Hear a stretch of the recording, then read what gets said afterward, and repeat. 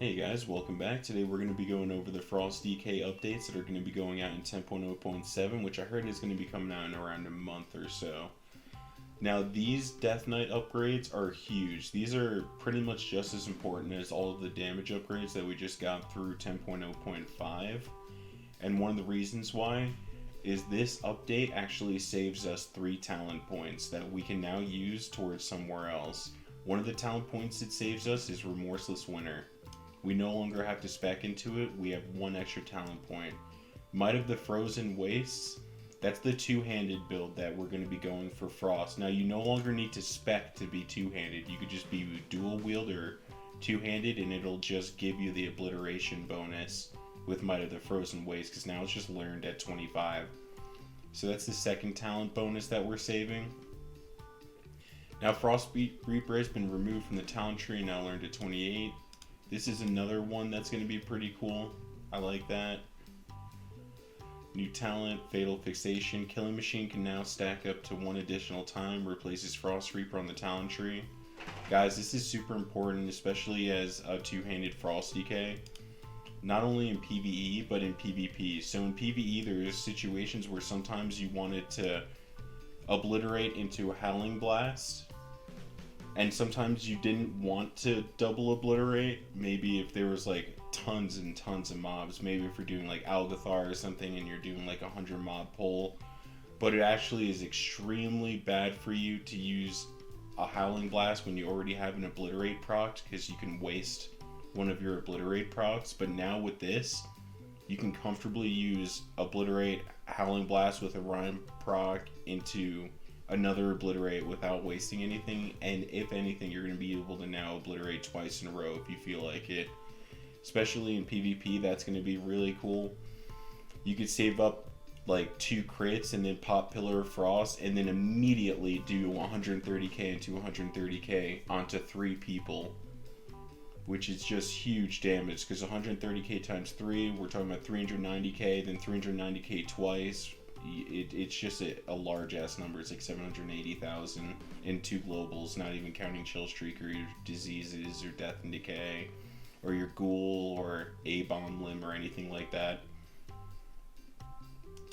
Biting Cold has moved to Remorseless Winter's old position in Frost Specialization Tree. Everfrost has been moved to Biting Cold's old position. Obliterate now causes Soul Reaper to also grant Killing Machine to have a chance to generate a rune during Pillar of Frost.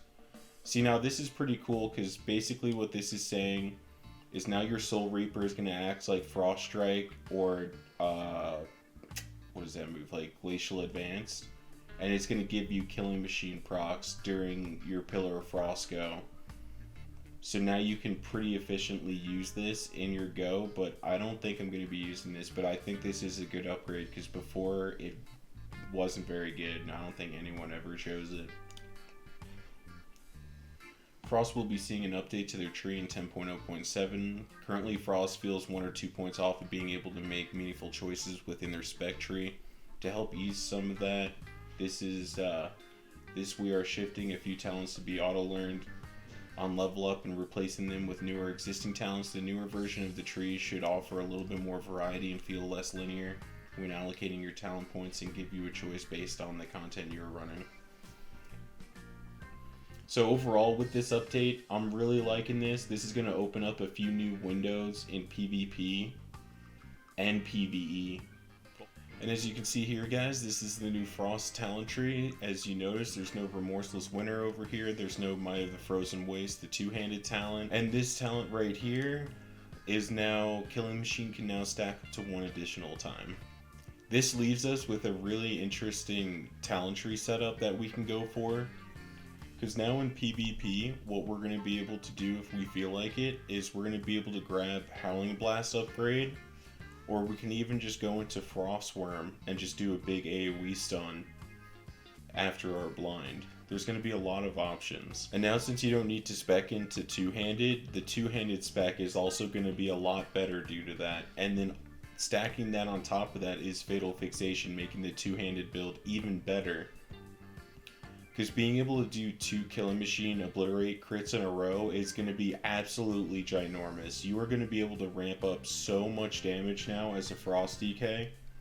If you save up both those Killing Machine procs and pop Pillar and all your cooldowns, you're going to be able to absolutely crush teams now, especially melee teams that are staying up on you. In PvE, this does a lot of cool stuff too, because now you can go things like Enduring Strength now, or you can even go Enduring Strength, and if you're dual wield, you can go Shattering Blades, or if you're two-handed, you can go Enduring Strength and go Frostworm on top of our build.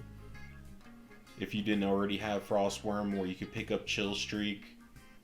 The only thing is with Chill Streak, it's a little awkward to use during your Pillar of Frost goes. I think it would be good if you could retroactively use it since it bounces so many times. Like, if you can use your Frost Streak or your Chill Streak and then pop your Pillar of Frost go and use Frostworm at the last second of your Pillar of Frost, just so it gets all the procs from like Killing Machine and you get more crit. I think it could be viable as long as it retroactively buffs it. With this new talentry too, you'll be able to try out a few different things. Like if you wanted to go the upgraded Howling Blast procs, I feel like that could be pretty good single target. Or if you wanted to go Inexhonorable Assault, get some more Obliterate damage in between pulls. Maybe if there's like a long walk in the dungeon, that could be kind of cool. Overall though, I think if you're dual wield, Shattering Blade and Enduring Strength is definitely going to be the better ones to go in PvE. And if you're going PvP, I think you would just go everything down this talent tree and now everything down here too. Just get the extra stun. Or you could be really fun. You can go like Shattering Blades, Inexhonorable Assault to get high obliterates, and then I've found this one to be pretty cool. This one makes your Chains of Ice do some decent damage, like 35k. And the thing that enables this to do a decent amount of damage is you combine it with double Chains of Ice, so you can hit it twice. That ends up being pretty cool. Alrighty guys, I think overall this is going to be a huge upgrade to Frost Death Knights. I think we're going to be a lot stronger after 10.0.7. This is probably going to be like a 10% damage upgrade, and on top of that, this is also going to be a utility upgrade, depending on how you want it. This could be huge utility or huge damage upgrades. I hope you guys enjoyed. Thank you so much for sticking on by. Have a great one, guys.